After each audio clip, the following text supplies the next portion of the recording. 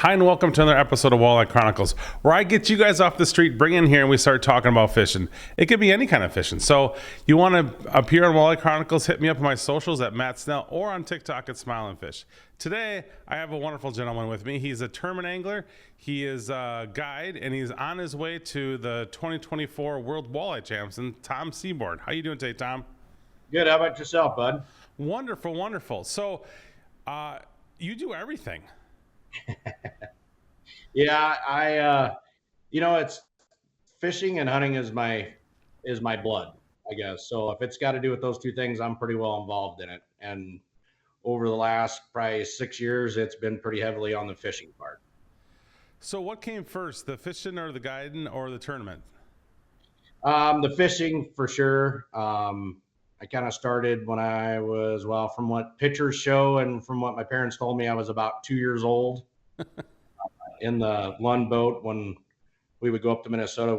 My mom and dad bought a piece of property in Minnesota when I was like 6 months old in northern Minnesota up around Bemidji. So I spent a lot of my time fishing Bemidji, Cass Lake, Leech Lake, Lake Plantain, Jeanette. A lot of those lakes up there. That's what I kept my. So that's a hell of a place to vacation at. Yeah, and my dad would save all of his vacation time just for the summer, and then once we were out of school, we would go up there, and we were there from a very minimum of 2 weeks, sometimes 4 weeks. So I even had a few like part-time summer jobs when I was about 14, 15 years old, and then of course that's where I started guiding. I got my first guide trip when I was 11 or 12. Wow. From a resort down the road.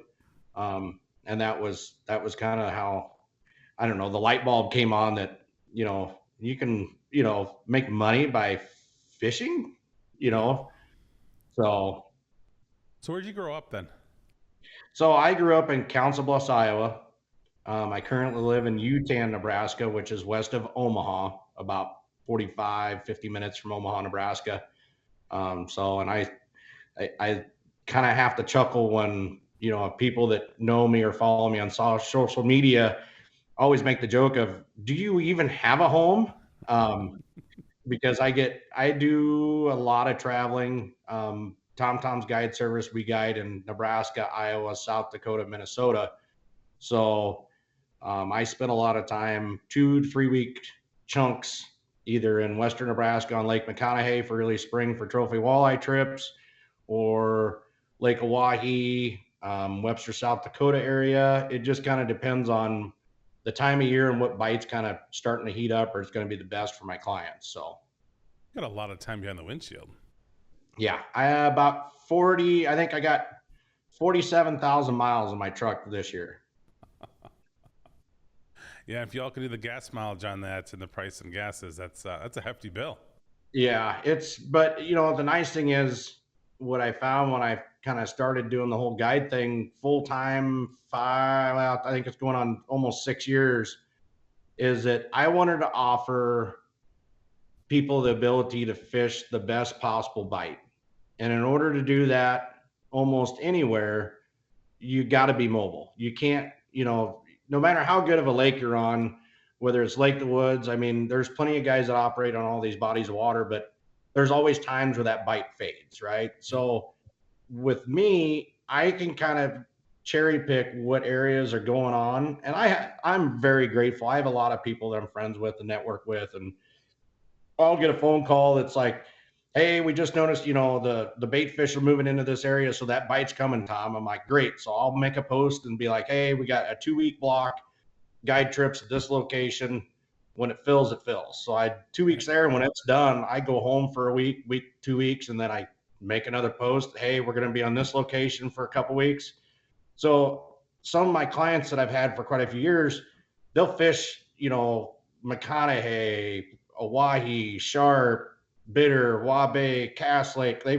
They've traveled all over and got to experience multiple different types of fishing per se on different bodies of water. So they're always kind of seeing something different. It's not the same old, meet me, I'm gonna pitch you up at the dock and we're gonna go to whatever island and we're gonna, pitch baits. It's the same thing you offer. So it was kind of a unique twist I figured to kind of give to my clients. So that way they weren't always going back to the same body of water over and over. They could, almost, and I got some that I've had for the last 8 years that have asked me to go. Matter of fact, I got one good client that asked me to take them out to western or eastern Montana. They're like, "Hey, have you ever fished Fort Peck?" And I'm like, "No, I'd like to." And they're like, "Well, would you ever do a trip out there?" And I said, "Possibly." So you never know. I may get the ambitions to, go out there and figure out that body of water, and next year or year after offer walleye trips on Fort Peck, because it's unbelievable fishery. But that's the problem. There's so many good fisheries that everybody goes, "What's your favorite one?" And I go, "I don't have a favorite." There's, as much as I move around and travel, there's too many great bites at certain times of year on certain bodies of water that it's hard to pick one. Right. That is crazy. I do like the idea of you traveling around to your clients, because so many guides, they have the same people that fish with them for years and decades. And if it's the dads come and the kids grow up, take their kids. And it's kind of nice to be able to offer something different and travel around the Midwest like that. Yeah. And then, the whole doing the tournaments, I fished my first tournament when I was 12 with my dad. Lake Plantagenet in Bemidji, Minnesota, was the Northland tournament. And that was really what kind of sparked the interest. And today will never forget.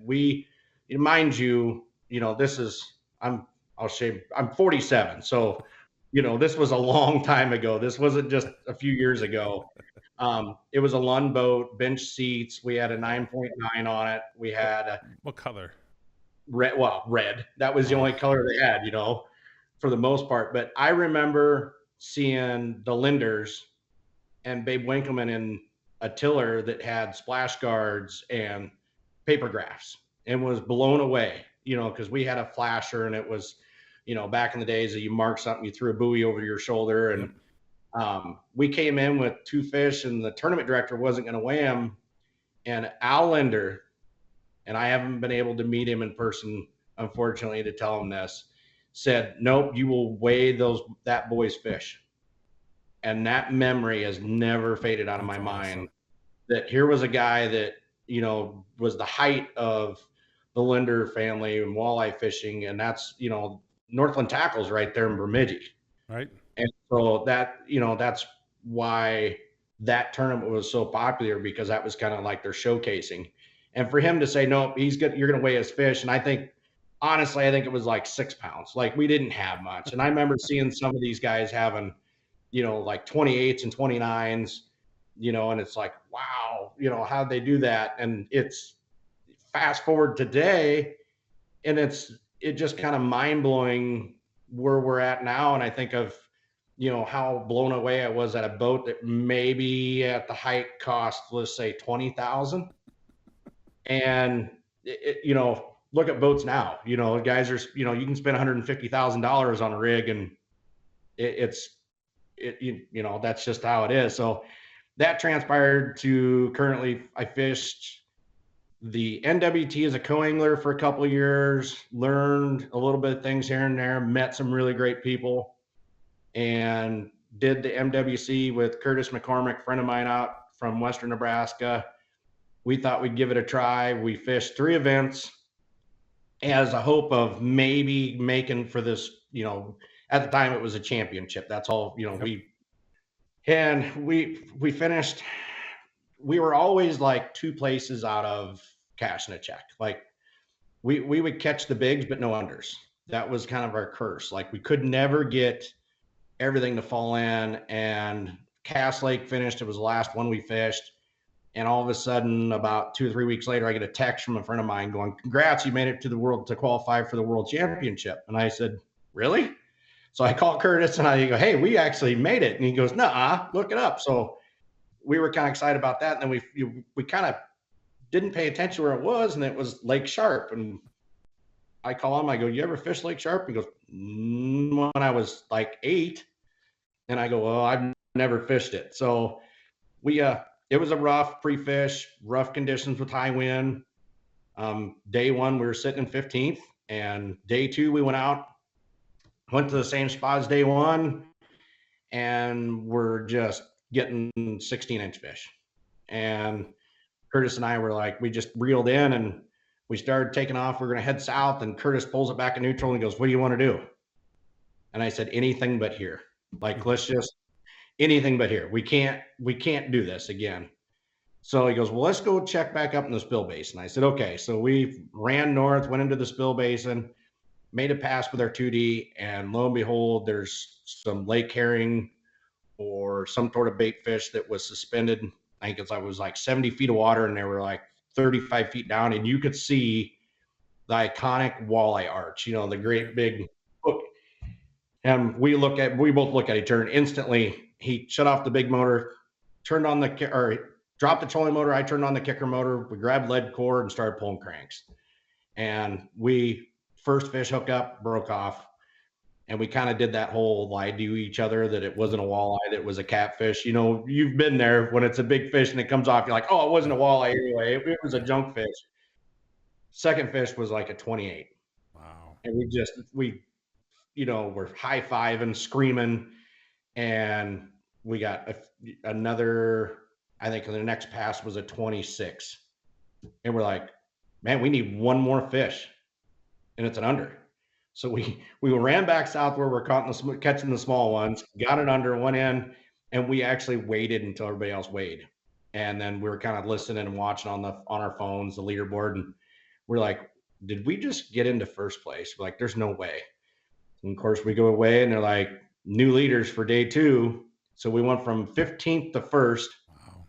And then Curtis goes, as we're coming off stage, he goes, "Tom, did you see who second place was?" Second place team was in the same area as we were fishing, but they were doing forward facing around the bridge pylons. I was like, "Oh, that's that gut feeling of somebody else has that same area fishing the same fish." So we went back day three, grinded it out, and the whole time Curtis kept saying, "Tom, we just need five bites, 5 fish." And we only threw back 2 fish, and the 2 fish we threw back weren't legals. They were like 14 3/4. And we literally left that spot with like 12 minutes, and it took us 11 and a half minutes to get back to the marina to check in. And we get there, and of course my family surprised me. They drove up and we're there. We get on stage, or we're in the bump tank, and they kept second place and us right there at the bump tank. And the second place team, we seen them there, and they left early. So when they left early, we both went, "Oh no." And the one guy, I don't remember for life of me, can't think of his name right now. He reached out his hand and goes, "Congrats, guys, you won." And Curtis and I looked at each other like, "There's no way." And they picked up their basket of fish out of the bump tank, and Curtis and I both looked at each other and was like, "They don't have any overs."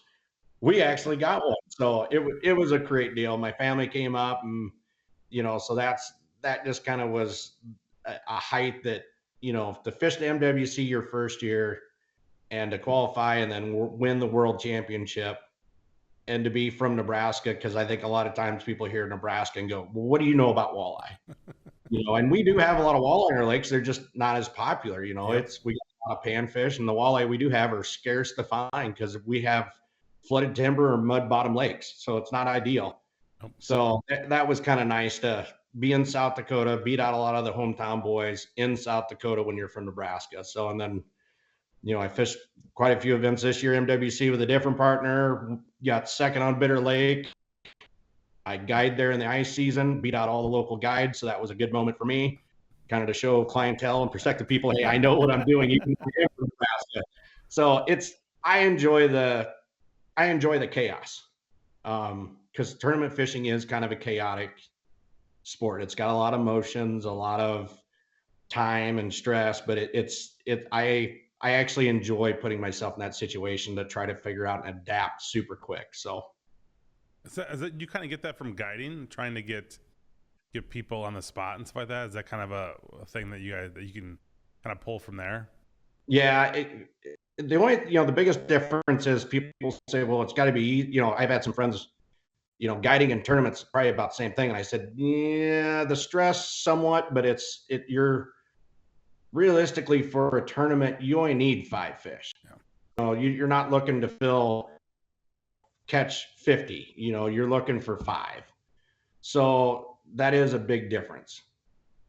And I think but there's still that same stress of, the weather change or whatever, and you got to move locations, or, even you go to check your spots and there's nothing on any of them. So then you just got to look at your map and just kind of take a deep breath and go, okay, it isn't like I don't know walleyes.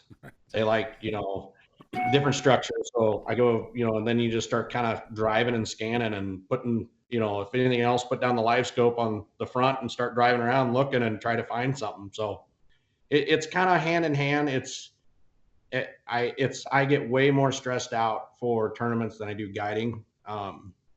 I still, I've done, I don't know how many guide trips now, but I still get almost pits in my stomach every morning before a guide trip because, they're paying me for a service. Most people do realize it's fishing. They know it's not called catching, but But to you, it's not. I mean, to you, you're making your career off of saying, "Hey, I can take you to catch fish." I mean, it's kind of what the business is. Yeah, and so there's always that. You're always making sure that you're producing that bite. And I can honestly say, out of, I don't know, let's say over 20 years, I haven't all been full-time. It's just been the last almost 6 years full-time. But over that lifespan, I've only had 3 days where I've zeroed on a guide trip 3 times. And we're talking can't catch even a bluegill, zero, like 0. So it does happen. Anybody that says that, they've never zeroed or not telling the truth, because the best of us get humbled. And on those days you get humbled, you realize that there's a lot left to learn. And I think that's what keeps anglers, guides, fishermen, that's what always drives us to be better, because we do get reminded that there is something else we don't know. We don't, you may not know how to do snap weights, lead core, dipsies, running planer boards, forward facing, drop shot. There's so many techniques, especially in the world of forward facing now. We're using drop shots, chatterbaits. We're using so many different techniques to catch walleye now. It's another tool to put in your toolbox that you can pull out and use if you have to. So, and it's ever revolving. Like I said earlier, I remember the first time fishing a tournament, a paper graph. Yeah. And now we're in an era of forward facing to where, I don't know of any guide or any tournament angler that has a marker buoy in his boat. I bet you could say, I'll give you $5,000 for the first person that pulls out a marker buoy out of their tournament boat. I bet you nobody would be able to pull one out. I actually saw a guy use one the other day. I mean, did you really? He was an older perch fisherman, but he literally pulled up on his spots, and I'm fishing hump, and he pulled up, the same spot, and he literally went past and came past and popped a buoy out. I'm like, I haven't seen a buoy in the water in probably a decade. But he's an older gentleman. I don't think he had a lot of stuff. I think he had 2D, and that was about it. But it was pretty interesting. Yeah, and there's nothing wrong with that. There's still, if I do anything with teaching electronics for forward facing, I use buoys as far as teaching people how to accurately cast and to understand direction. Like, that's about the only time I still use one. But it's kind of funny because it's it's beat up. It looks like it's been ran over. It's definitely paid its dues. So, but no, that's kind of the nutshell of me with, starting out and the tournament fishing. And I don't know where, like tomorrow morning, I'm leaving to go to Lake Huron. If my son is going to step in and be my partner for that. And I don't know where I'm going to end up. Somebody I've been asked, you're going to go to the NWT, you're going to fish, what's your next deal? And there's so many tournaments. I don't know if I'm going to do NWT. I don't know if I'm going to do Casino Cups. I don't know if I'm going to do the Stampede out west. There's just so many tournament trails anymore that, you got to almost pick one. Yeah. I almost thought about doing MWC and doing the NWT, but that's, 8 events. That's going to translate to 13, 14, or no, what did I figure out? 19 weeks. Tournament fishing, that's, and that's a lot. Right. And, and I'm very grateful for the sponsors I do have that allows me to do these tournaments. Because anybody that thinks they're going to do tournament trails the whole season with no outside help has got way more money than I do, because boat gas and truck gas is enough to almost make you cringe anyway. Yeah. So Yeah. Boat gas is a killer. I don't mind putting cheap gas in the truck, but it's kind of don't want to put that cheap gas in that nice Merc, or in your case, Yamaha.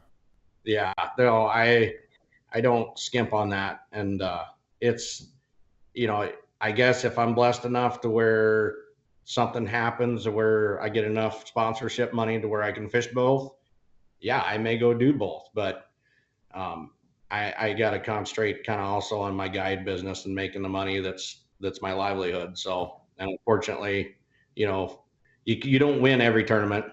Right. So when you do win, you try to make those paychecks last. So that's, I wish, I mean, yeah, I would love to fish tournaments for a living. That'd be pretty awesome if I could find somebody, if there's anybody out there that wants to give me just an open check to fish tournaments for the whole year, I will gladly do it. So, Right. That's true. I mean, it's tough to fish, if everybody has a local tournaments they want to kind of fish in, and you have like the Ames of the worlds and the NWT and MWC. And, a couple years ago, I dabbled in a little bit of all of them, and it was a long year. It was tough to do all that and have time. And where I live, obviously, Wisconsin, everything comes through us through Wisconsin pretty much. So I don't have to travel too far. NWTs can get a bit of ways away, but other than that, it can kind of get one or two a year every year. But yeah, it's tough to line everything up with vacations and time off and children and work, and man, it gets rough. yeah, it's definitely takes, I have a wife that I sometimes I don't understand why she puts up, but she's actually one right now that's pushing me to fish both of them next year. And I'm like, either A, you want me out of the house, or B, you really think I can do that good and fish both. But she takes care of the kids when I'm gone, and does the mowing and taking care of all the chores around home, and it's a lot on her. But that's the thing that, somebody goes, oh, it's really nice what you do, and I'm like, yeah, it's really nice what I do, but I couldn't do it without my wife. There's just no Yeah. way that she's more valuable than the sponsor money at times, because she's the one that late nights when I'm driving back and doing turn and burns from fishing all day and being in, like, let's say, Cass Lake, and get done fishing a tournament, and then trying to drive all the way back home, which is 8.5 hours. After you've been on the water for 10, 12 hours, it makes a long night. And she's pretty good at, I can call her at midnight and be like, hey, what are you doing? She's like, are you awake? I'm like, yeah, I'm doing okay. I drank like 5 Black Rifles, but I'm doing all right. So, Hey listeners, let's talk outdoor streaming. What is the best outdoor streaming platform out there? Well, it's simple. It's Fix TV. Not only do they have this great program, but they have all kinds of hunting and fishing shows along with some weaponry shows. So when you get bored and need something to do, get your fix with Fix TV. And when you're done with that and you have that fix to get out in the outdoors, jump on therealshot.com and get everything you need to satisfy your fix. Right. Yeah, it's the support staff that really helps. I mean, it's the wives at home, the kids, even the people that fish, that help free fish with you. Those people. I always thought that's the worst. That would be the best gig, but it's kind of the worst gig. We're gonna go out for a 10-hour day. We're gonna hit probably 50 spots. We're gonna catch 1 or 2 fish in a spot, and then we're gonna take off. And you may or may not catch anything all day. I don't know. And they come along, and I have my kids and a friend that comes along when I pre-fish, and I look at it at the end of the day, I'm like, God, we had fun, we talked all day, but they didn't catch many fish. We found some great spots, but we didn't really, normally go fishing. You sit down and you bang on them for a while, have some fun, and here you catch 2 fish, you know what you're doing, and then move on to the next spot. yeah, and that's, kind of the good thing about the MWT is you have a partner for the whole year. And so he's typically with you when you pre-fish, and he knows what's going to happen. Right. Like, and that's with the NWT, I know some guys that have traveling co-anglers that they're going to co-angler, but they're in their boat with them pre-fishing, Yep. help them out, launching boats, doing different things. And I think that's one of the things that I've heard some feedback from guys that when they do the NWT as a co for the first time and they do pre-fish with a pro, if they get that opportunity, they're almost just kind of, I wouldn't say they're confused as like some people think that when we pre-fish, we find these fish and we just set up on them and we're like measuring every one and weighing them to see how many there's there. And, a lot of us, if we get the right class, we know that they class. Yep. So, if you mark some and your first cast, you pop a 27, 28, there's a lot of times if there's somebody I think could see, I'm reaching over the edge of the boat with a pair of needle nose and I'm shaking it loose. Like I know it's a big fish. I need to get out of here. Yep. So, and you may come back to that in 2 days later and see if they're there. So, talking about that, I do encourage anybody that wants to learn some things. That is a good way to learn as the NWT as a co-angler for guys. Not only learn fishing, one of the reasons why I did it is I did it to see different boat setups and to ride every manufacturer boat. Yeah. So, and I think a lot of people miss out on that is it's just not the fishing. It's not seeing what rods and reels or electronics they're using. It's also, okay, what truck is he using? What boat has he got? What motors does he's got? What trolling motor? Why does he like it? Is that something you like? Is that something you think you would, and that's where I learned a lot of kind of how I wanted to set up a boat. I had a boat at the time and I was like pretty happy with it. But after seeing and fishing with some different pros, there were some things I took from one or took from another one and put in my boat that I have now because I like the way it was set up. So I think that's a unique opportunity for somebody if they're looking to experience or they're even looking to buy a boat and are stuck on the fence of which one. If you have NWT event at your area or even MWC, go to one of these big tournaments and walk around at weigh-in time. And if you see a boat you like, look at it, see how it's set up, like see how it's, the sideboards are, see if it's deep enough for you. If the front deck if you don't need a big front deck on a boat, if you want more back, room. So I think that's kind of a thing that a lot of people miss out on is you get to understand and see a lot of different products all in one area. Right. I mean, yeah, that's one thing. I never did the co thing. I jumped right into the pro thing. And I wish I would have done a year or two doing the co. But the other thing too is you network with so many different people, and everybody's willing to help you. They might help you, not want to help you the week of, but they're willing to help you. Everything else you get in these little feeder channels too. For most of these boats, these guys only last 2-3 years, and they sell them on, and they're great deals for people. You don't have to spend 130 on the brand new one. You can get one for 85 and 90. That's pretty much set ready to go, just as a second user, and it's a good kind of marketplace to get into. Yeah, correct. And that's the thing. It's like you said, it's the channels and the networking that get you in. Like my first NWT event or second event that I was with, I had Tom Wynn, and that was his first year as NWT.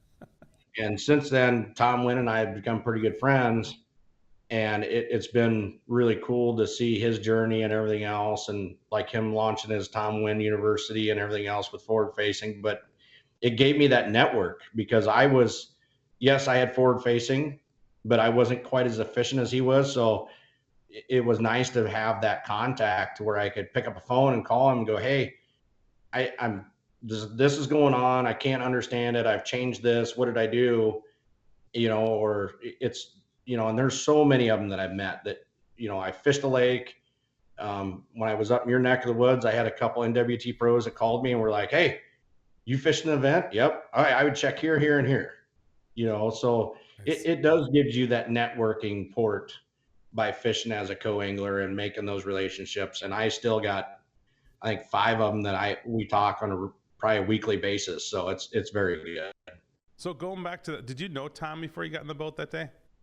No. It's so, were you like, cause I know I've talked to some co's and everybody wants, the big pros, the Keith Gaviases, the Chase Parsons, the Corey Sprang would have been hot that time.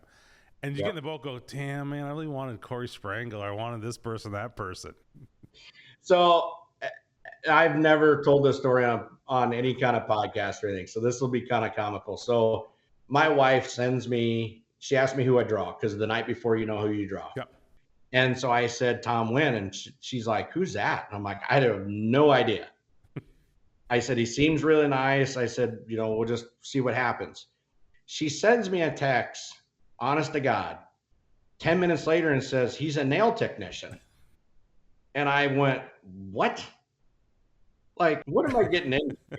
Like, what is this guy doing? Like, and there was no, this is his first year, of doing it. And he'd only done a couple. He did some AIM, and I really didn't know anything about him in AIM. So when I started digging that night, in the hotel room, I'm like, oh, he's done some AIM tournaments, so this is pretty cool. But I remember we're on Green Bay. No, I'm right. It's Erie. I'll back up. It is Erie. And I remember getting into his boat, and there's no kicker motor. Now, for people that fish Erie, predominantly, what are you doing? You're trolling. And when you troll, you use a what? A lot of times with the waves, you got to use a kicker motor. Mm-hmm. And then I look over, and there's a hot foot. At the time, I didn't even know it was called a hot foot on the floor for his throttle. And I look over, and I'm like, what is that thing on the floor? And I asked him, what's that? And he goes, that's called a hot foot. That's how I do my throttle for my big motor. I'm like, okay, is there something wrong with his arm? Like, I didn't know, you just start running through things, but it was pretty crazy. And we pulled some baits and did very well. And his methodology of while he trolled, I think that was like the third time he's ever trolled in his life. And it was, I'll be kind of secretive about it, because it's for him to tell. But what we were doing, the biggest thing was he would troll with a purpose, as far as the front trolling motor was down with the live scope deucer on it. And when he would scan a little bit side to side and see a pot of fish, he would turn and troll through them. Versus a lot of times when guys troll, typically you're just trolling where you've marked them, or on a reef or on an edge or a break. No, he was actually looking as he's driving. He was up front. I was at the back watching the rods. And when he would see a pot of fish, he'd turn and drive through them.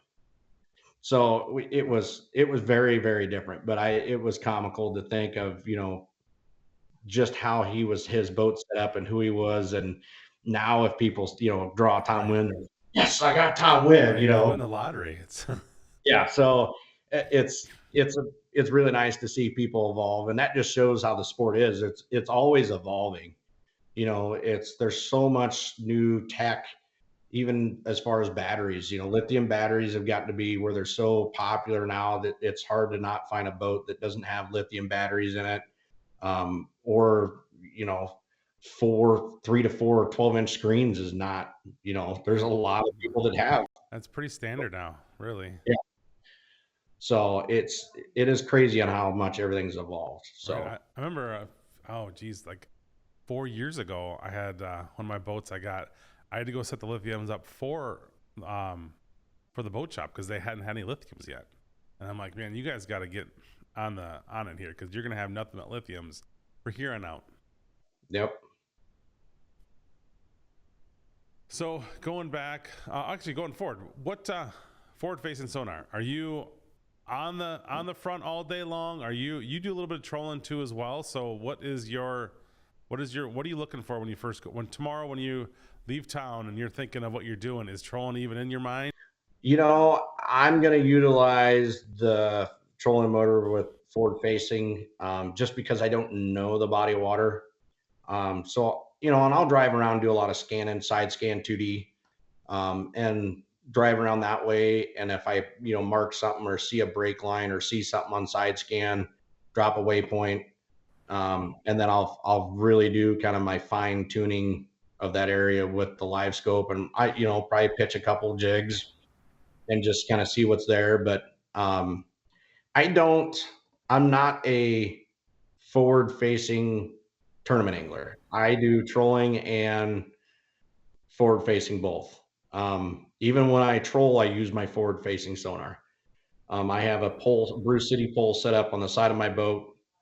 and I actually look at my baits, and I've got it to where I'm either looking at my baits or I'm slightly looking towards the side. So that way I can see, like if I see schools of fish that are maybe moving because of the shadow of the boat or noise, or I'm picking up on that. So that way maybe I need to put out planer boards.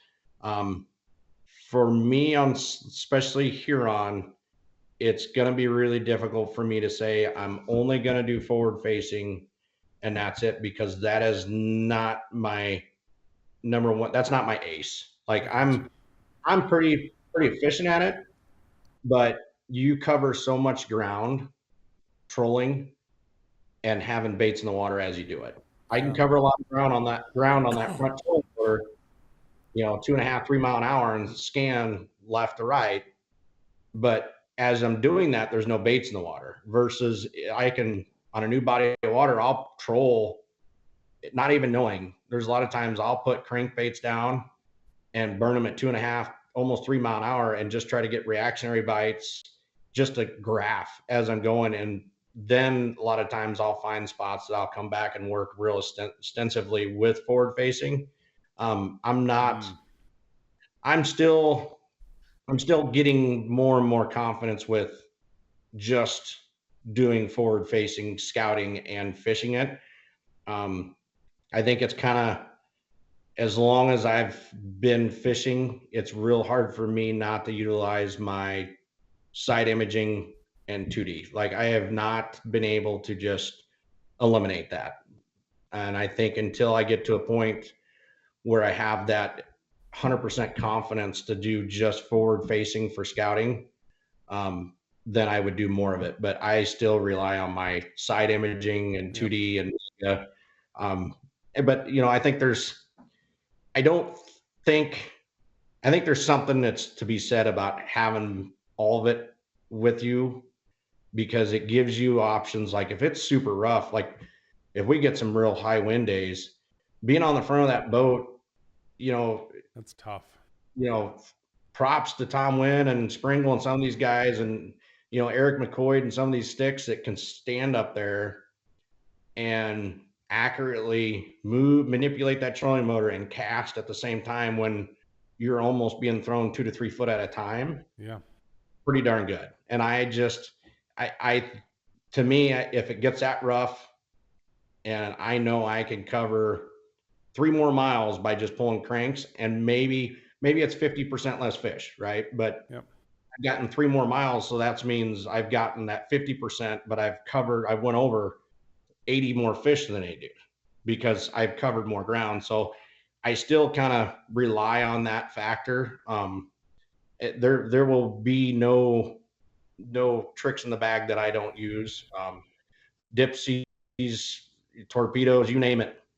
I have it packed, and it's just because it's the unknown. Like I said, I've never fished Huron, and all my research on Huron is it's a totally different beast. Like there's a lot of current in the water.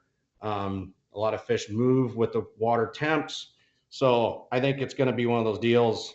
I could stumble upon a forward facing bite and I could fish that all 3 days. I could stumble upon one day.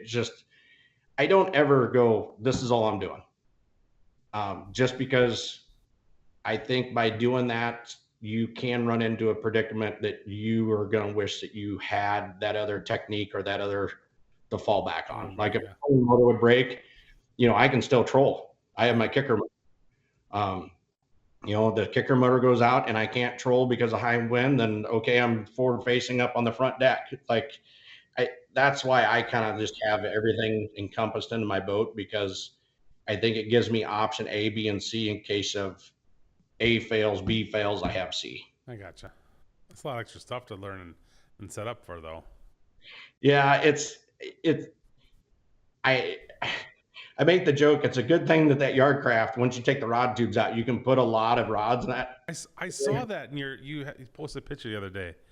Yep. So do you like it without the tubes in there? I've been struggling with the tubes in, and I was debating on doing the same thing. And I saw yours, and I'm like, that looks spectacular. Yeah, there's 27 rods in that hole. But you have to put the sleeves on, otherwise you're screwed though if the sleeves are done. Okay. Yep. And those, It's the live or whatever sleeve. Those things. I used to have the typical sleeves we've had forever with that mesh. Yep. And you get a treble hook that would come loose or a jig and wrap, and you grab a hole, and you got a mess too. These so far, knock on wood, I've tried these, and they're really slick, and hooks don't get into them, so I like them better. But and that's that default of guiding. Also, is I have to have so many different rods for different techniques. Yep. That if we're fishing that day and they want to all of a sudden go after panfish, I got panfish rods. If they want to pitch for pike, I got pike. Like, I carry way more equipment in my boat than probably most tournament anglers, but I can tell you, if I break a rod in a tournament, I don't ever panic, because I can open the rod locker and go, oh, okay, there's probably 9 more that's going to work. So yeah, that's what's nice about those yard crafts. All kinds of room. Yes. Yep, definitely. It's room, and it's my first boat with that. They use C deck, and I used my Lund. I struggled at times on the front deck. And that's probably why I just haven't got that developed yet with forward facing, is when you're kind of leaning back on that pedestal and your foot, that carpet, your knees hurt and everything else, that foam, C deck, aqua traction, whatever you're going to put in your boat, it relieves so much pressure on your joints and your back, standing or walking or just up there fishing all day. So I think there'll be a time where I get a lot more with it. Right now, I utilize it as best I can, and I know that it's not my strongest in the world. I'm like a lot of people, I'm trying to master that technique more and more every day. So right, and I went the opposite way this year.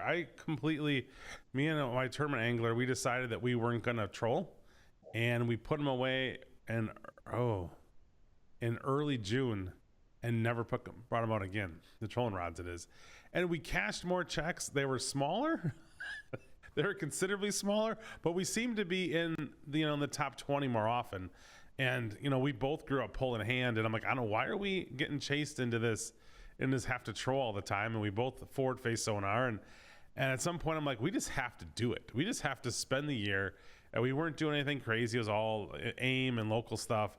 I'm like, so let's just put everything else away, and let's just go pull in hand every turn from here on out. And it went really well. I mean, I learned so much in that 8 or 9 tournaments where that's all we could do. And getting on the lake, I grew up a river guy, so I generally tend to flock towards river, and he's more of a lake guy, so we kind of were able to get on the lakes more often, and he learned on the river stuff, so it kind of helped us as a team to get better. Yeah, and my last MWC event, I had plans. My pre-fishing, I did very, very, very well with forward facing. I almost did all of it with forward facing, and was catching like high 20-pound bags every day. And the algae bloom was just starting, and it was blown into the north end of the lake. And then the wind switched and came out of the north, so it blew all that dense algae back into the lakes and into the bays where my fish were. And we're talking like you couldn't see your jig 20 feet in front of you on the screen because there was so much algae bloom. And I just was like, okay, fine. I'm just going to walk away from it. I'm not going to stress myself out. I know I can still catch these fish by trolling because they had moved slightly deeper with the algae bloom. So, and that's where I think it's one of those deals that I enjoy by far catching fish with forward facing way more than trolling. I 100% more. Everybody knows that. My son is dreading that it's a troll bite. He is praying that we're going to do all forward facing, because and it is more enjoyable because it's more active, and you're just not. But I kind of keep that in the back of my head, that without having that knowledge of trolling, it might not have worked out as well. And mind you, the first place team was live scoping, but they were in deeper water away from the main algae bloom, and had a fish found outside of that algae bloom affected area in the lake. Yep. So, and I had all my pre-fishing done, and the algae bloom wasn't on that end of the lake because where the wind was blowing for the last 5 days. And then it switched and blew it all into those coves. And I was just threw my hands up in the air and went, well, we're not doing this no more, because when you can't see the bait, I can see a fish, but I have no idea where my bait is. Right. So it made no sense to try to, beat myself over it. I'm like, well, I can just pull cranks through here and catch the fish. So that's what we did. So what do you think of so early, well, way early in the year, Muskie League got rid of forward facing sonar, which makes Yep. sense. And now recently the bass world has started to limit the use of them, which is kind of odd how they're limiting. But what do you think of all the stuff around forward facing sonar and the complaining, and where do you think that's coming from? So I preach very heavily as far as it is a sportsman's ethic issue, not a forward facing issue. Because you'll hear, well, people are taking too many fish, they're over harvesting our bodies of water and everything. That's not a forward facing issue. Yeah, the forward facing is allowing some people, and I say some people because we can all be real about this. Just because you buy a live scope doesn't mean that you know how to use it all the time and you're catching more fish than you ever had before. Facts. But it's an ethics problem, and I think we're getting to a point where sportsmen are going to have to start lobbying for, and a lot of people disagree with this, but we're going to have to start lobbying for an increase in our licenses and an increase in our stocking, an increase in educating people that just because you can go out and catch your limit every day and stock your freezer with 9 different possession limits doesn't mean that's what you should do. Because if it's freezer burnt, by the time you pull it out, you probably shouldn't be keeping fish in it. Correct. So that's where I say it's a sportsman's ethic issue, not a forward facing issue, because I almost, myself and a lot of other people have a lot of fishing licenses paid for in multiple states. I could have a chest freezer full of fish, guarantee. There's no question about it. I don't. We have enough fish right now. I think I could have 4 fish fries for me and my family. That's 5 of us, 2 adults and 3 kids, right? Yep. I don't need any more. Yeah, that's true. And we need to get away from this thinking that, which kind of sounds funny, an oxymoron, me being a guide, that, yeah, I want my clients to catch fish. And for my ice fishing, and a lot of times even in open water, I've had other guides ask, how do I do this? I have my clients put back a lot of fish. If they're over that 22 to 24 inch, like, I'll ask them, are you going to mount that? And if they say no, then I really encourage them to put that fish back, and I'll explain why I encourage it. Mm-hmm. And I understand these people are paying to go do this, but they also have to understand that as soon as we buy this license, we are obligated to make sure that we have fishing and hunting forever. Yeah. And I think there's a detach from that, when I was 8, 9 years old, my grandpa and we would go pheasant hunting and everything else, and, shoot rabbits, squirrels. But when we shot all that got eaten. And it wasn't like it got put in the freezer for weeks or months at a time. It usually got eaten on a big family get together because it was a family event. Yeah. So I think it's more of a deal where we're going to have to start saying, hey, listen, we've got pretty cheap fishing licenses. I mean, realistically, people complain. I hear it all the time. I'm pretty involved on a lot of different pages on social media. I hear every side of it. I hear different things with me being from Nebraska and guiding in South Dakota. And I tell them, listen, I am an LLC. I carry guide insurance, and I pay the 7.3% guide tax on all my trips. How many other guides are paying that? Right. There's a lot of guides that operate that will say, well, it's no big deal. I'll just take out so-and-so. And then they're also the same person. Well, my neighbor wanted fish, so I gave them a limit. And then he told his buddy and he wanted some fish, so I gave him a limit. If your neighbor wants fish, tell them to buy a fishing license and then give them a limit of fish. Because when they're not buying that license, that's more money taken out of our revenue for our stocking. And I know a lot of people are frustrated with this forward facing, that it's taken away from, our resources because we're over harvesting. It's not the forward facing. It's a sportsman's ethic. Until we get to the point where we're going to put our foot down and say, we need to do a better job at being a conservationist and understanding just because we have the ability to get a limit every day for the next 20 days doesn't mean we go do that. We need to do better about being sportsmen and conservationists and lobby for these different states to stock better, because let's face it, we all know there's more people that are fishing more than you've ever seen before. Yep. Especially in the ice fishing, part, because everybody, it doesn't matter who you are or what your budget is. You can go buy a hub, Yep. you can buy a flasher, and you can get an auger attachment for a cordless drill. How many people got those things? Right. It's by the thousands. Yeah. Well, you rewind back 10 years ago, I bet you 75% of those ice fishermen weren't there. Yeah, pre-COVID, man. Pre-COVID numbers a lot different than after COVID numbers. Yep. So, and that's where I just think until we get, and there's some people that do need more education, when we see them fishing that may not know all the rules and laws that, I try at times to stop them and let them know, hey, you can't throw every fish in a bucket, or you can't keep that fish here, or whatever. But also, call into your game and parks officers, let them know, you've seen somebody doing something. I hear a lot of guys that just don't bother. Well, I don't want to be a tattletale. Right. We need to do better. I have 6 kids and 4 grandkids. All of my kids love to fish and hunt. Hey listeners, let's talk outdoor streaming. What is the best outdoor streaming platform out there? Well, it's simple. It's Fix TV. Not only do they have this great program, but they have all kinds of hunting and fishing shows along with some weaponry shows. So when you get bored and need something to do, get your fix with Fix TV. And when you're done with that and you have that fix to get out in the outdoors, jump on therealshot.com and get everything you need to satisfy your fix.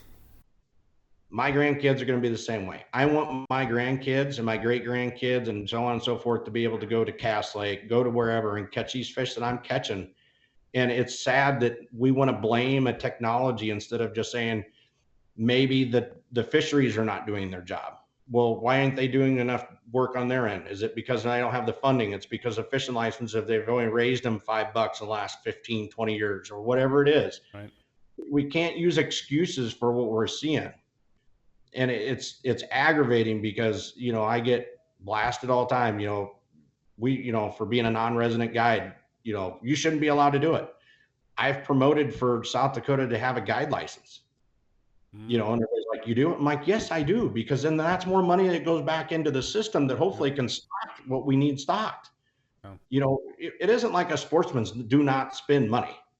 You can't tell me if they raise fishing licenses $25 more a year that all the fishermen are going to say, oh, I can't do that. I just bought a $5,000 transducer and live scope stuff. Come on. Facts, And I kind of understand, like the muskie deal, I totally understand that. Yeah. And some people are like, well, you're making exceptions. No, when you do more of forward facing, you understand, like to see a muskie, I can tell you when it's a muskie. Yeah. When I'm up in Cass Lake in those areas and I spot one with the forward facing, he ain't going nowhere. If I was really wanted him, I could have chased him for hours and looked. Yeah, so eventually you're going to piss him off enough casting him, he's going to hit it. Yeah. Yep. The bass world, I think that's more of to please the audience, because people really the engagement of when I was a kid watching Bassmaster was, they're pitching docks all day and so now they're looking at a screen, and I think that's kind of part of it. But if you look at largemouth bass, spotted bass, et cetera, populations in different areas, you don't see a decline in that. No. So they can't use that excuse. And like, what was it, Wisconsin or Michigan or who was trying to say they wanted to outlaw it? Not earlier this year, I think there was rumor that they were going to maybe vote on it. And Wisconsin it was one of the subject on one of their, I don't know, the Conservation Congress, I think. Yep. And they said it was because of, their numbers going down is what they're blaming it on. And it's like, but a lot of these states bragged about how much revenue they got at COVID because that many more fishing licenses were sold. Yeah. Plus, in the same token, right around COVID, a lot of regulations were changed. I mean, by us, man, they dropped walleyes to statewide down to 3, which about time, right? I mean, I don't know why we keep walleyes during the spawn, but hey, whatever. But, you know, dropping that from 5 to 3, just on Winnebago alone, we've seen the dramatic change that's happened, that's made. And, you know, it's that double-edged sword when I speak conservation and ethics, because like with these tournaments, like there's certain states that when there's a tournament during the summer, it's a kill tournament. Yep. None of the fish go back. And what's aggravating at times is, we're giving them, the biologist, a good reference to see how the fishery is, right? Like they can see that, you know, you get all these pros out there and they caught this much of this age class and they know, okay. Yep. But are they doing their due diligence to stock 3 times the amount what they have been for the last 10 years? And that's why I said it's going to take us to almost be lobbyists to these fisheries and game and parks to, hey, we need to raise the license rate. We need to, you know, stock more per year. And instead of doing fry, we need to do fish, you know, fingerlings, because if you do the fry, there's so many, like in my area, there's so many white bass or shad or whatever fish that are eating them, so they never mature. You know, I think they've kind of gotten to the deal where they've been doing it the certain way for so many years, right? And so it's an easy way at times, I think, for them to point and go, well, we would be fine if it wasn't for forward facing. And to me, that's just crazy. I mean, I look at what Tom does and his last victory there. You could put, and we talked about this the other day, you could put anybody else in that boat, the exact same day, the exact same bait, everything else, and only about 5% of people you put in that boat could figure out how to catch them the way he catches them. It's not that easy. I mean, yeah, it's easy to locate the fish. I got into a social argument with someone on, I think it was TikTok the other day, and he was complaining about the forward-facing sonar, and I'm like, he's like, oh, you're using to find fish? I'm like, no, like everybody else, I use 2D and side scan. That's been around a long time. That's helped me more. Side scan helped me more catch fish than forward-facing sonar has of yet. I mean, it's much easier to see fish side scanning at 10 miles an hour and seeing 200 feet than I am if I'm seeing one exact point as I'm going around. To me, it's asinine at sometimes. Yeah, and that's where, you know, I can reference back to that story of fishing a paper graph, right? Yeah. Like we had flashers, and then it went to paper graphs, and then Humminbird came out with a fish ID where it showed a square little block on there, you know, on the gray and black screen LCD was a red dot with the fish. It would have been very easy at any of those times. Or what about when mega side and mega down? Yeah. Oh, it's because of that. It's until people. Yeah, we went through cameras. And people were going to think cameras were going to ruin the world. And cameras, I don't know many people that have them anymore. I mean, ice fishermen use them, but I don't know anybody that's using fishing with them very often. Yep, and that's where I get almost heated, because it seems to me the people that say it's forward facing are the ones that are not educated on it, don't have an understanding of how it works, and or is the one that's never used it. Because I can tell you, I was one of the very few in my area that had the Panoptics, and I bought it strictly for ice fishing. Okay. I can tell you, as a guide for ice fishing, I could not produce the fish that I produce for my clients without having 5 other people work for me to drill holes and drop her flash. That's what it's changed. It hasn't changed. It's not like one of those things where you just find them and you drill a hole and I can catch them all day through the ice, because they still move. Yep. They still have bite windows. And then it goes back to, there is times when I'm ice fishing and guiding that if I've done very well with a certain species on a lake for a couple days, I leave it and find a different bite on a different lake to chase the same species. Yep. So I don't deplete that lake, because that is a resource and an income for me. Right. And where I tell people all the time, as a guide, the guides themselves should have more pride and be wanting more expensive licenses, so that we have more money for stocking. Right. and not be on this deal. It's a forward facing, because we all know, we can all look at numbers. Yeah, they've increased some of their stocking over the years, but if we literally took the hard numbers and seen what they have for fishing licenses bought that year, and then you go back to where they started figuring out how much to stock by the fishing license they had that year 20 years ago, we've probably only increased that by 25%. Right. So it's going to be some hard changes, and you know, forward facing is a great deal. And like you said, Tom Wynn, he came out with his university deal, and I bought it last night at 12:01. And people are like, I can't believe, and I have Tom's number. I could call him. But here's the deal. I am not 100% efficient with it. I still have times I struggle, because it is an art. It truly is. You have to spend so much time doing it. And so I don't see how there's that many fishermen that have that. I'm on the water more than 75% of the people I know. And I guarantee you, I know a lot of people that have forward facing sonar that only use it 15 times a year. And you cannot tell me they catch more fish, way more than what they ever have, because I know more that leave fish more than they catch them by forward facing, because if they find a pot of fish, they cast at it twice, they don't bite. Oh, they're not going to bite, they leave. Yeah. So it's education, and Tom has done very well at it. If people want to know more about forward facing, in my mind, he is probably the biggest guru, and is very simplistic on explaining on how it works. And one of his main points, just like a lot of us, is conservation. Like, it's just because take your friends out and show them forward facing, catch 20 a day.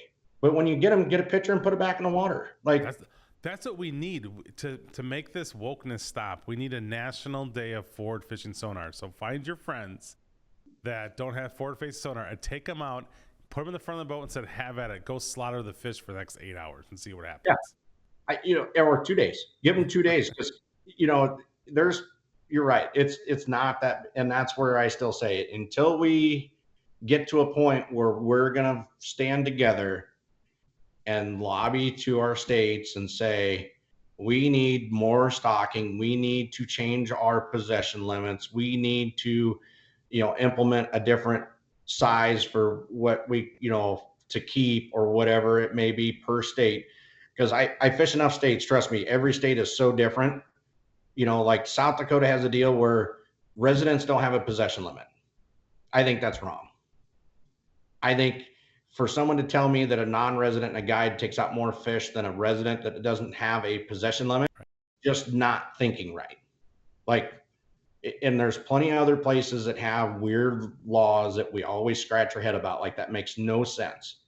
To me, especially when it comes to walleye, you shouldn't be able to keep one if it's over 22 to 24 inches ever. If it was up to me, you'd never be able to catch them or keep one. Yep. You should be able to take a picture, put it back until it gets to the point where you're catching so many 30 inchers that you're just tired of it, and then open it back up for a few years. But it's, I default to when I was growing up, Mille Lacs Lake. We used to go to Mille Lacs Lake and catch walleye after walleye after. We were there for my mom, dad, me, and my sister. We would be there for 3 hours. We'd have a 4-person limit and about a half a day, not going very far from boat ramp, and then going back to our cabin. Yeah. I guarantee you, very few people have ever seen that fish, because the way different limits are, and there's just not enough people that are standing up and going, our natural resources need something different.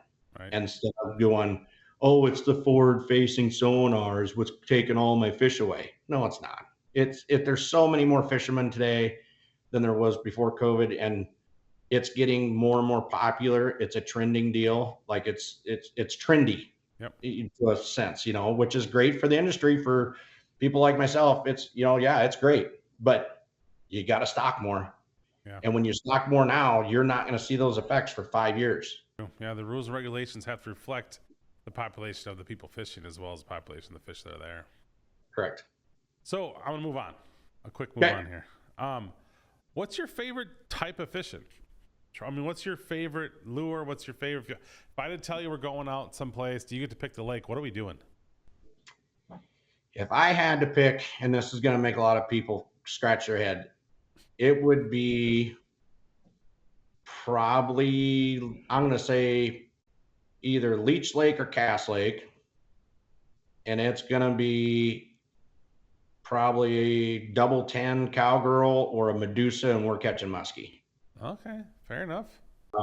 And that is just because there are such pound for pound. I've muskie fished for quite a few years, and I've only caught big muskie. I've got a lot of that 30-inch mark, but when you get those muskie to that 40, we'll say 47 inches on up, those fish fight so hard from the time you're hooked up to the time, even trying to get them out of the net to release them. It is unreal, the strength that there is in them. And it's just that they are elusive. They're a fish. They eat when they want, and they eat what they want. And there's times, even with forward facing, you're not going to make them bite, because they could have just ate a 3-pound largemouth bass 10 minutes before you seen them. Sure. You just don't know. That is, if it had to be outside of muskie, it would be walleye with a jig and a minnow is my, and I love a jig and a minnow bite. There is something special about casting off of a hump or a rock pile and lifting and feeling that thump and setting that hook on a spinning rod, that it just, and if I had to pick a lake for that, it would probably be, probably Oahe in South Dakota, just because there's so many different places you can fish that way. But I would rather have a rod in my hand, like a spinning rod or my muskie rod pitching a bait, than I would doing anything else. I like the battle. I like that, I like that tug is my drug. I like feeling that. And I hate to even say, it's a jig is just so versatile. Yeah. I use a lot of the Fireball, the tungsten jigs from Northland. They're just, you can take a jig and a minnow and a jig and a crawler, and you can about bet you can go to any body of water that has walleye in it and catch walleye effectively with just that. That is correct.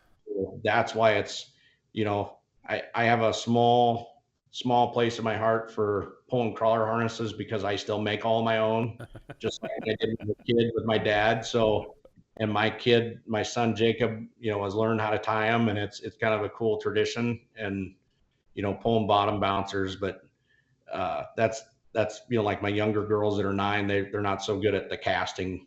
So to give them a rod to hold a bottom bouncer and troll, and they can feel that thump, is pretty good. So, but it's, and that's what a lot of people forget. Fishing is making memories, and the smile that lasts a lifetime, that when we're gone, people remember fishing trips. They remember the day they caught whatever fish. And a lot of times it's not the biggest fish. I can guarantee you, I have so many clients that got memories because someone passed away after a guide trip or a fishing event, that the fish that was in that picture was not the biggest one they ever caught, but that was the memory that they talked about because of what happened that day. Right. So, fishing is a great, tradition that helps memories and conversations with our kids, especially in a time where our kids are glued to social media. You can have a conversation about, how was your day? Why do you like this class or whatever? So I just really enjoy fishing, and it's hard for me to pick one type of fish, but muskie and walleye are there's something about them. Yeah. It's funny how, if you think back of your memories, you may have a memory by yourself with maybe a big fish you caught by yourself, but all your memories are based around people, usually people and times. I don't really can't think of any memories of myself other than I caught a big fish one time on myself, and it was a pain to get in. But other than that, my memories are all who was with me, who was in the boat, who was alongside me on shore, all that kind of fun stuff. And yeah, fishing is a drug. And it's a great way for people to connect. And, you meet so many people I've met so many great people over the years in the fishing industry that it's no longer just seeing them at a show and that's it. If I'm traveling through, I'll stop and see them, or I'll call them and talk to them as I'm driving home. And we all have that common deal, which is the outdoors in general. So it's the memories that we all make. And, it's crazy when you look at old photos of, let's say, our grandparents are holding the fish, and it's a huge, like I found a picture of my grandfather on Mille Lacs Lake holding this, or Lake of the Woods holding this walleye, and it looked like every walleye they were holding were 28s and 30s. I kid you not. It's crazy. Yeah. But to think that that's like, because that fishery was that plentiful, and now you look at, so it goes right back to what we talked earlier, so. Populations have to match, really. Yep. So what's next for Tom? Well, so of course, me and my son are fishing the World Championship, leaving tomorrow, and it's next Thursday, Friday, Saturday. Yep. This winter, I am moving forward and will be guiding mainly out of a snow bear. Oh, yeah. So nice. I'm pretty happy about that. So that'll be a new deal for me to offer for Tom Tom's guide service this year, is they can get guided trips on a snow bear. It's exciting. I have operated a snow bear quite a bit, but never guided out of one. So now guiding out of one, as I've made the joke to my wife, I'm getting older and lugging around hubs all the time and moving stuff is getting old. So that'll be fun. And then I'm just trying to do better as a fisherman and as a dad and as a husband every year. And I'm hoping that next year I can do maybe some bigger tournaments, or I've even toyed with maybe doing some AIM. I did AIM years ago. There's just so much. I know I'm always going to be somewhere in the industry, whether it's going to be at sports shows. I do a lot of the Sioux Falls Ice Institute by Dakota Angler. I'm always there. My son works at the JT booth for that one. The St. Paul show, usually we're at Markham or Cold Snap or one of the ones we're with. And I will probably always do those. I really want to try every year. I bump it back, but my goal is to go catch tarpon down in the Keys or somewhere with a spinning rod. That'd be fun. I see a lot of guys doing it with a fly rod and some other baiting guys, but I want to throw those big top water. So I think that's maybe something to look forward on social media to see. I've done some traveling. I've done a lot of hunting overseas. So that's my next step. I think for me as a goal is I want to catch tarpon, and then we'll see from there. Maybe, I don't know, maybe in a few years, I'll be a captain off the Keys chasing tarpon. So everybody else retires too, moves down there pretty much. It seems like everybody, all the walleye fishing from the Midwest end up down in Florida. Yeah. I get asked, what are you going to do when you retire? And I just go, it's the same thing I'm doing now. Like, this is my full-time job. When I retire, I'm still going to be doing this. Yeah. I may be, like you see Keith Cavias one, he's down in Florida. Yep.